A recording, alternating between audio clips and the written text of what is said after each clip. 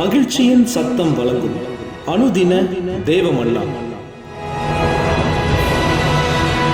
Voice of Joy presents Daily Manna by Reverend A. Benedict. தேவனுக்கு மகிமை உண்டாவதாக. இந்த நாளைக்குரிய தேவ மன்னாவாக யோவேல் 2ஆம் அதிகாரம் 25ஆம் வசனம். நான் உங்களிடத்தில் அனுப்பின என் பெரிய சேனையாகிய வெட்டுக்கிளிகளும் பச்சை கிளிகளும் முசுக்கட்டை பூச்சிகளும் பச்சை புழுக்களும் பட்சித்த வருஷங்களின் விளைவை உங்களுக்கு திரும்ப அளிப்பேன் என்று ஆண்டவர் வாக்கு பண்ணுகிறார். உங்களுக்கு நம்பிக்கையுடன் கூடிய வார்த்தையை இன்று உங்களுக்கு தந்திருக்கிறார். எதையெல்லாம் உங்கள் வாழ்க்கையிலே தவறவிட்டீர்களோ, எதையெல்லாம் உங்கள் வாழ்க்கையிலே இழந்து போய் நிற்கிறீர்களோ, இழந்து போனதை நான் உங்களுக்கு மீண்டும் தருவேன் என்று ஆண்டவர் வாக்கு பண்ணுகிறார். சமாதானத்தை இழந்து போனீர்கள் அல்லவா?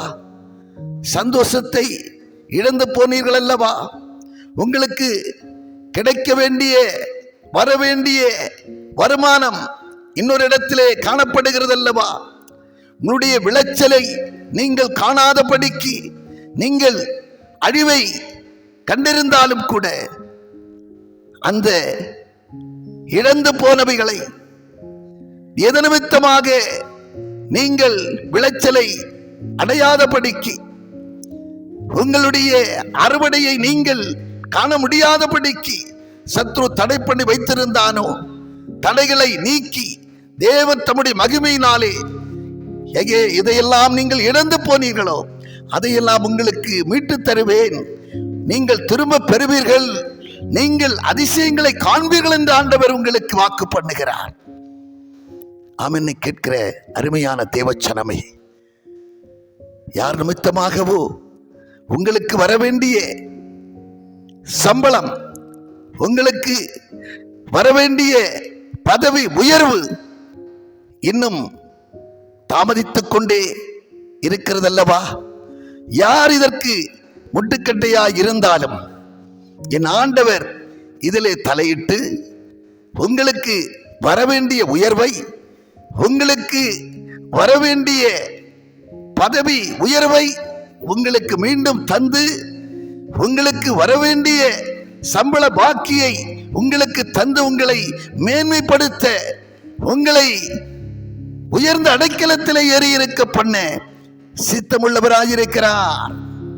அவர் உங்கள் காரியங்களிலே சிந்தையாயிருக்கிறார்.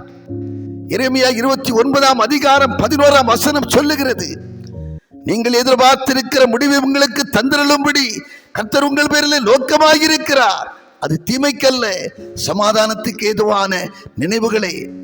என்னை கேட்கிற அருமையான தேவச்சனமே, ஆண்டவர் நீங்கள் இழந்து போனதை தந்து உங்களை மகிழ்விப்பேன் என்று சொல்லி வாக்கு பண்ணுகிறார்.